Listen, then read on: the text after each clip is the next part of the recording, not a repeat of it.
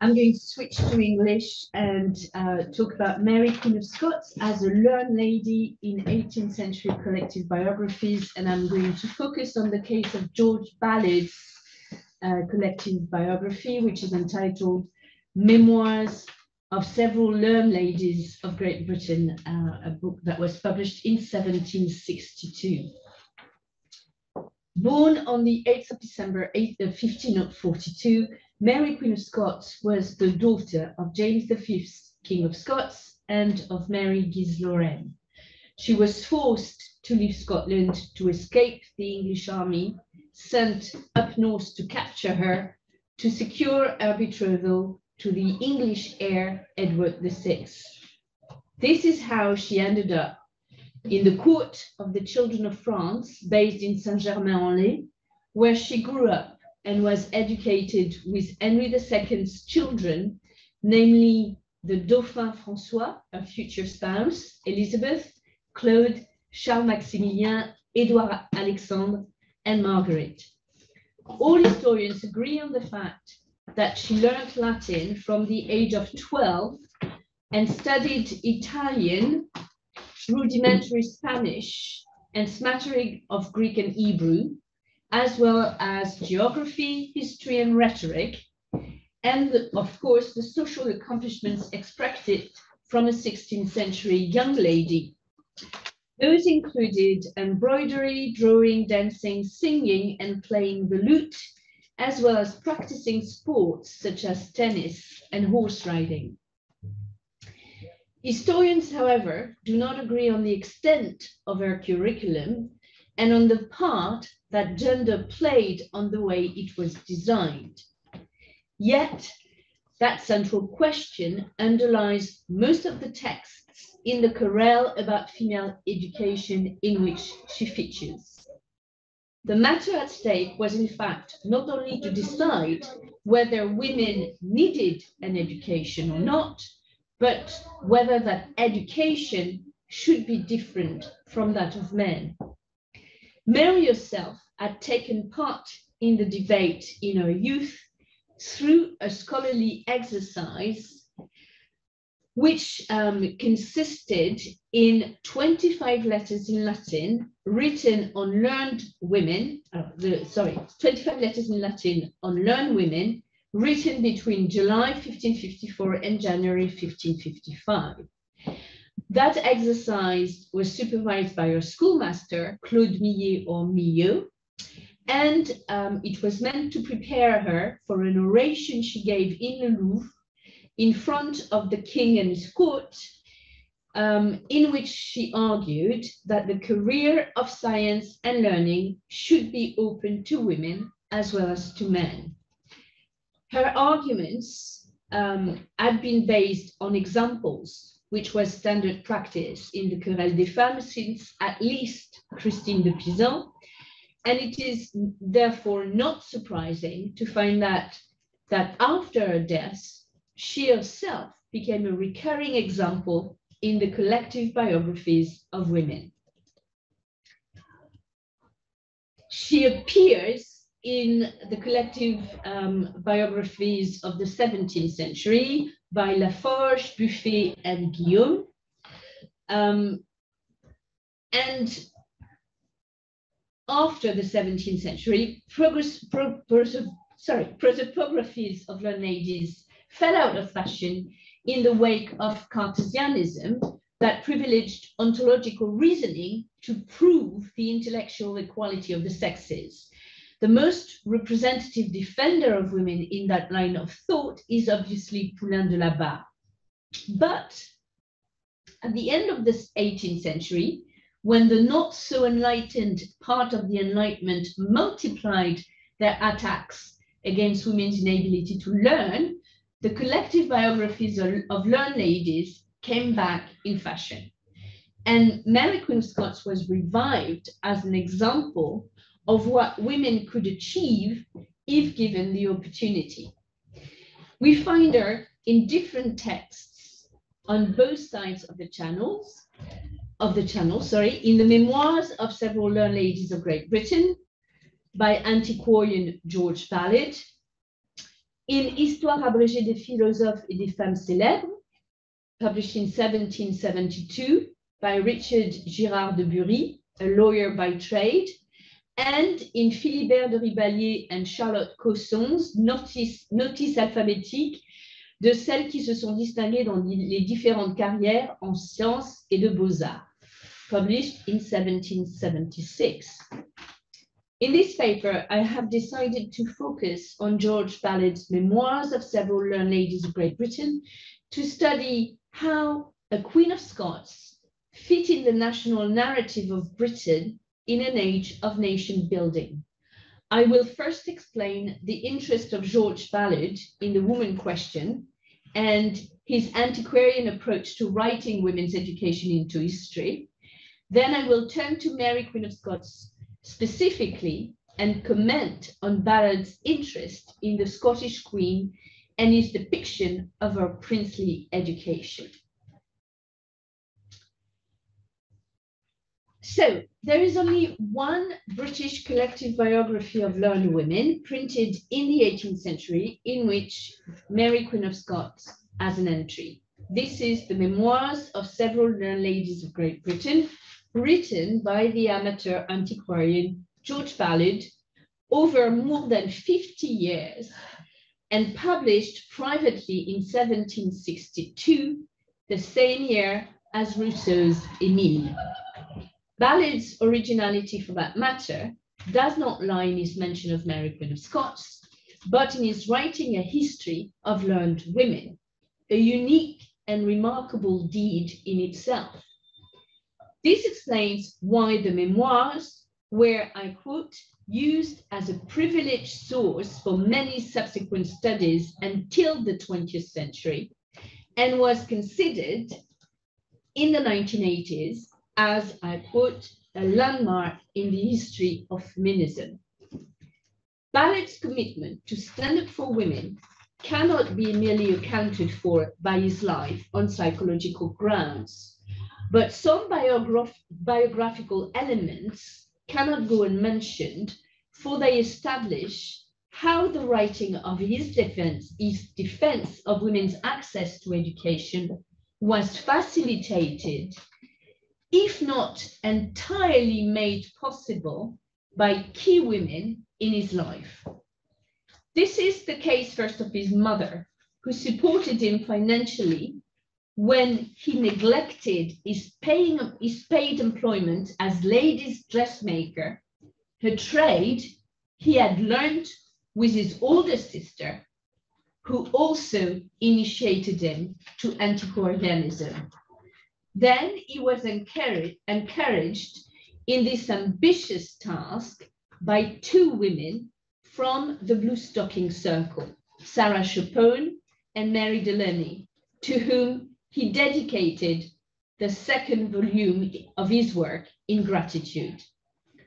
His debt to Sarah Chapone was, however, just as great, for she had introduced him to the woman from whom he borrowed the very idea of the book and primary research, the antiquarian Elizabeth Elstob.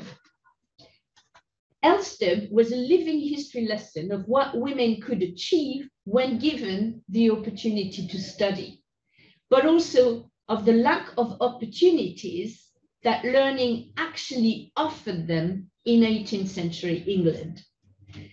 Elstob had in fact become a highly educated woman through her brother, William Elstob, a scholar and antiquarian who had helped her learn Anglo-Saxon while he was a fellow at Oxford. She published the English Anglo-Saxon Homily on the birthday of St. George in 1709, in the preface of which she argued in favor of female learning. But her entire intellectual life depended on her brother, and it abruptly ended when he passed away.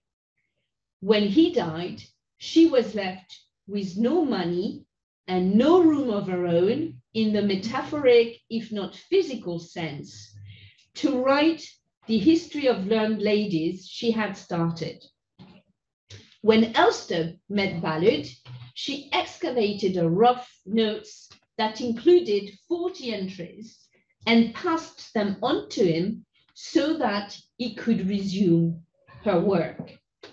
Elstob can thus be considered as Ballard's writing partner, his alter ego even, for both were self-taught and valued education as a precious and rare opportunity. Ballard's appreciation of Elstob's extraordinary achievement and tragic fortune, as well as his involvement with the Blue Stocking Circle through Chapone and Delaunay, and his financial debt to his mother, may thus partly explain his feminist vision, and his gratitude and admiration may have led him to write what is now termed compensatory history, but was at the time an audacious endeavor. They can also account for his eagerness to challenge the establishment while teaching gender equality to readers of both sexes, and his determination to apply antiquarian methods in the service of feminist claims so as to provide irrefutable evidence. Ballard's agenda was in fact in line with those feminists who regretted, just like him, that the learned women from the past had fallen into oblivion as a result of the carelessness, if not the gender prejudices of historians. Ballard did not attack them confrontationally, but he faked incomprehension in front of their biased silence. I quote, "Very many ingenious women of this nation are not only unknown to the public in general, but have been passed by in silence by our greatest biographers." Ballard had been informed by everybody around him, from Chapone to Elstob, that his subject would be disdained, if not ridiculed, and that he was writing in, I quote, "a social environment openly skeptical of its significance." This was confirmed by his difficulty to find the number of subscribers required to fund the printing of his book. As Elstob concluded, I quote, "This is not an age to hope for any encouragement to learning of any kind. For your part, I'm sorry to tell you, the choice you have made for the honor of the females was the wrongest subject you could pitch upon, for you can come into no company of ladies or gentlemen where you shall not hear an open and vehement exclamation against learned women." In the debate he was trying to resuscitate, Ballard chose a non-confrontational stance, as he was trying to educate across genders, even if in some of the entries he targets female readers. This is the case, for instance, in the entry on Catherine Phillips. But in the rest of the book, his only identifiable targeted readership is composed of those to whom Thomas Tanner's Latin dictionary of all authors, including women, that flourished in England, Scotland, and Ireland before the 17th century. So that book, that dictionary is entitled Bibliotheca Britannico-Hibernica, was not accessible for lack of classical education. So he wanted to make up for that. And obviously, this was not the case of women only. Ballard was a popularizer, and he decided to follow on from Tanner, but to refresh his history, he left out ancient times and concentrated on examples from the 14th century onwards. This choice can only be ascribed to his urge to bring in the debate the skills he had acquired as an antiquarian. He left out all the women about whom he did not collect enough information, And for those he selected, he was obsessed with including reliable sources in his narrative, such as manuscripts, archive records, correspondence, notarial documents, funeral sermons, and even inscriptions on tombstones and monuments. Ballard's project is also characterized by the ideological bias he unashamedly displayed, that is, national pride. That pride was conjoined with his partiality for Protestantism and his aversion to Catholicism, which did not entirely break away with the religious zeal of the early modern period, contrary to what some Georgian mainstream historians intended to do. The women who feature in the memoirs are in fact all British, whereas only half of Elstobb's were, and Tanner had chosen to separate the English, the Scots, and the Irish. Ballard's collective biography, therefore, is unique in its attempt to put learned women center stage, to create a matrimonial intellectual heritage that could contribute to the sense of national identity that took shape in the mid-18th century. As an advocate of women in the debate, Ballard was thus competing with both his likes on the continent and their opponents on both sides of the Channel, a double opposition that has found its explanation in the international context of the time. As war with France was looming, Ballard's intent was to turn women into a beacon of British superiority over their enemies, and he thus gathered an army of learned women who could surpass all others and prove that Britain had been a pioneer in female education. This led him to the conclusion that, I quote, "It is pretty certain that England had produced more women famous for literary accomplishments than any other nation in Europe."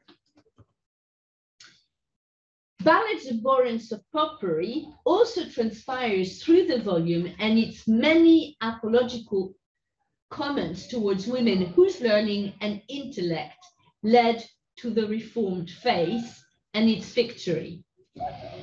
One might thus wonder why he included the Franco-Scot Mary Queen of Scots, whom Jane Elizabeth Lewis has described as the devoutly Catholic mother of the disgraced and exiled Stuart dynasty, in his list.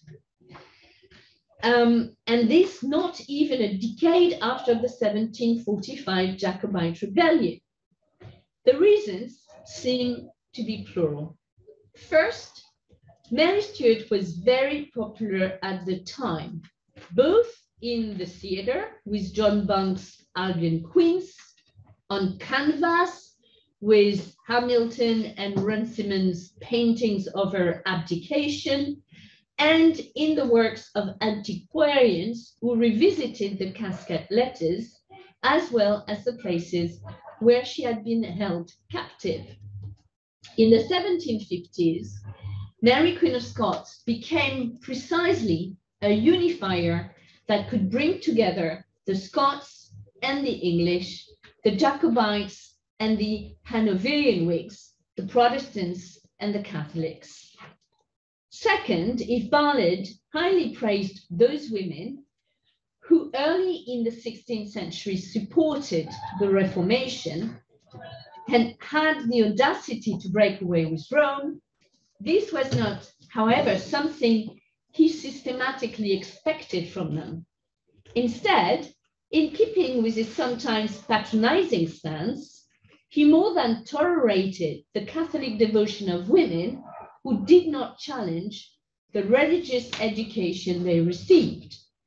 Mary Queen of Scots finds, therefore, first, a place in that line of learned women who complied dutifully with the religion that had been passed on to them by men, from Marjorie Kemp and Julana and Corret of Norwich, to Margaret Robert, Catherine of Aragon, and Margaret, Countess of Richmond.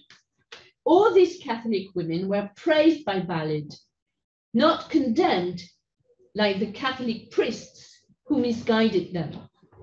Finally, part of Ballard's interest in Mary Queen of Scots lied in the fact that a tragic life fitted perfectly in what has been called the idealized suffering in Richardsonian fashion, epitomized by Clarissa Harlowe, and his more general interest in women who could illustrate British resilience in front of adversity.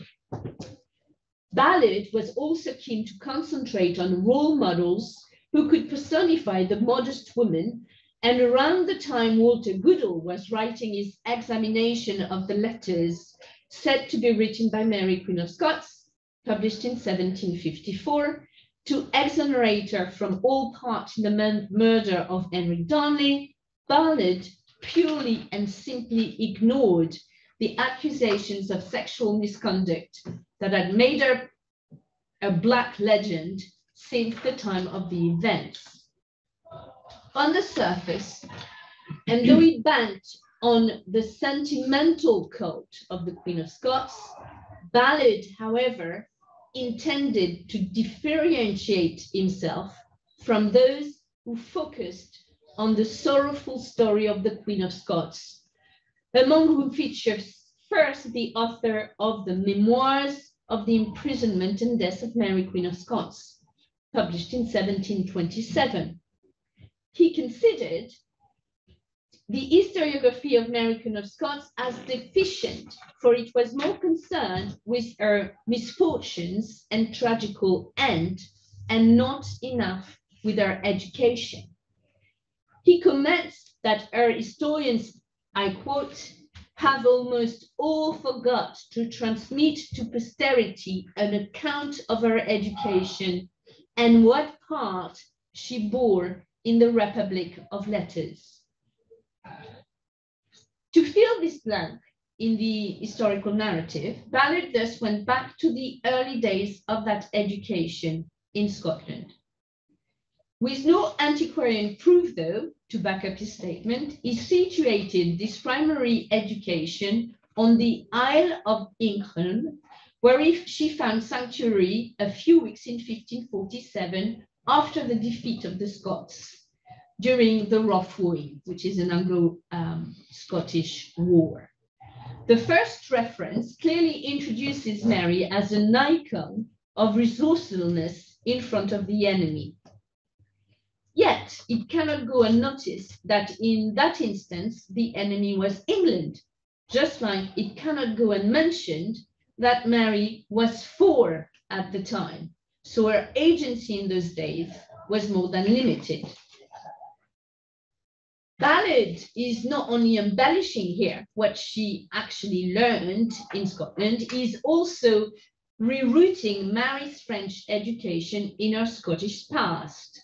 I quote, where she first laid the foundation of her knowledge in Latin, French, Spanish, and Italian, in which she afterwards arrived at so great a perfection that few were found to equal her in any of them, and none superior in them all. Ballard then turns to France and a training at a monastery, where I quote, she spent her time with so much pleasure and satisfaction that she seemed formed for a monastic life. Ballard's attempt to portray Mary as a devout learner as one major big flaw. Mary actually did not spend any time in a monastery when she arrived in France. She immediately joined Henry II's children at Carrière-sur-Seine. This seems to suggest that Ballard mixed up Mary and her mother, who in the late 1520s was sent to the Clare Monastery in Pont-à-Mousson, where she received an excellent Catholic education under the supervision of her grandmother, Philippa of Gueldre. More importantly, this further confirms that he was little critical of the female part of the Catholic clergy, and his vision of female education was clearly anti-philosophical. In this regard, he was profoundly conservative, for he still believed that the primary goal of female education was to help women carry out their religious responsibilities and family duties effectively. He thus favored classic learning acquired at home through maternal education and designed to prepare women for their roles as wives and mothers. Ballard even went as far as warning against the perils of excessive study for women, which could harm their mental and physical health. This is why Mary's needlework is stressed as one of her major achievements. It is a way to signal that her training, even as a queen, kept a domestic element. Finally, Ballard refers to her education at court, but says nothing about who supervised it or delivered it, which is a way to avoid putting the limelight on the French and all those in her education in France, Tudors, but also Henry II and Catherine of Medici.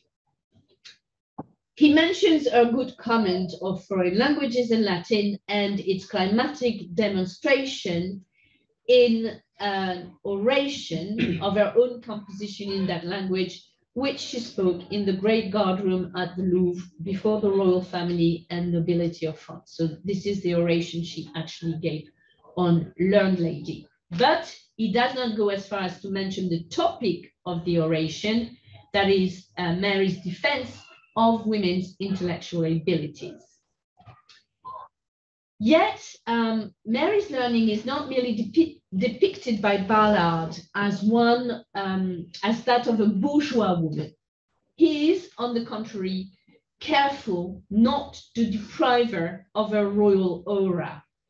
First, to emphasize her rank and the performance proportionate to that rank, he uses parallexis and pretends to be different from the poet courtiers who exaggerated the literary achievements of princesses. I quote, "A very moderate share of such accomplishments in a sovereign princess is sure to be not only celebrated, but greatly magnified by the poets of the age.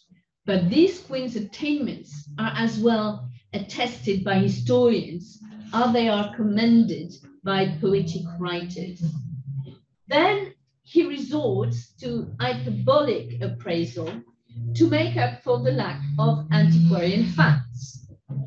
I quote, "Accomplishments so extraordinary and so various are seldom to be found in one person, but with what vast advantage must they have appeared in a princess whose person was extremely beautiful, and in whose countenance was a majesty intermixed with such sweetness as engaged the admiration of all that saw her." Still, all 16th century queens do not receive this favorable treatment in the memoirs, and Mary Tudor is only complimented on her becoming, I quote, "great mistress of the Latin tongue." Ballard goes no further, probably as a result of his aversion to other transactions of her life, as he says, and particularly to, I quote, "her barbarous persecution of the Protestants." Ballard's leniency towards the Catholic Queen of Scots stands in sharp contrast to his expressed refusal to clear the name of her English cousin, Mary Tudor. He portrays the daughter of Catherine of Aragon as, I quote, "a persecuting spirit," and he rejects the idea that those barbarities were transacted by our bishops without her privity or knowledge. In the case of Lady Jane Grey, Ballard is flattering, but not in excess. He pays tribute to her self-inspired intellectual journey to the Reformed faith, but his rhetoric in the passages devoted to the Nine-Day Queen is less hyperbolic than in those about Mary, Queen of Scots. I quote, "She was very happy in having early imbibed principles of the Protestant religion, which she embraced as learned writer observes, not out of any outward compliance with the present current of times, but because of her most excellent judgment had been fully satisfied in the truth and purity thereof. The only serious contender for the Scottish Queen in Ballard's gallery is, unsurprisingly, Elizabeth Tudor, who is raised above the rest. Oops. Never mind. I'll just read my quote. She was born with a genius as superior to the common race of mortals as in her station she was raised above them. In her case, as opposed to that of Mary, he is also more forward-thinking insofar as he gives up the notion that female education had mainly religious and material purposes, and he insists more on the role her education played in her good statecraft. I quote, "For how else could she have been enabled to seat herself so firmly in the regal throne and to extricate herself out of the many difficulties with which she and her country were embarrassed?"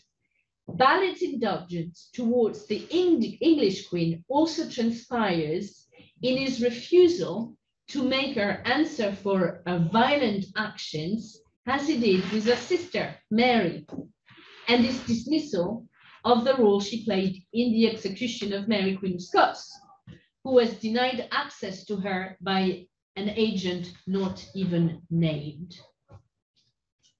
To conclude, the portrayal of Mary's learning drawn by Ballard illustrate, therefore, his enthusiasm for the principle of female education, but also its unsystematic and old-fashioned approach to the issue, which in the end limits the scope of his feminist proposal. His tolerance towards a Catholicism clearly suggests that he left women out of the theological debate and only assigned them a role as a flock of followers in spiritual matters. Ballard praised the women who early in the 16th century had joined the Reformed faith. Anna Skew for making use of her liberal education to become religious, i.e. Protestant, Catherine Parr, who thanks to her considerable share of learning managed to, I quote, see plainly enough that the principles of religion which she had first learned did not correspond with Holy Writ. But these Protestant ladies did not become the touchstone of female godliness in his book, and Ballard could still commend the Queen of Scots for being constant in all the offices of devotion and so strictly observant of the directions that were laid before her for the conduct of life and regulation of manners, that she drew upon her the admiration of all who beheld her. Besides, to push boundaries and make his contemporaries realize the full intellectual potential of women, he engages in nostalgia and revives what he presents as the golden age of female education, the Tudor era, when men, I quote, were zealous enough to encourage good learning amongst the ladies. It is in the light of that loaded concept of goodness that the patronizing pictures of 16th century learned ladies are still sketched by Ballard. Mary, Queen of Scots, does not escape the chiaroscuro of benevolent dualism.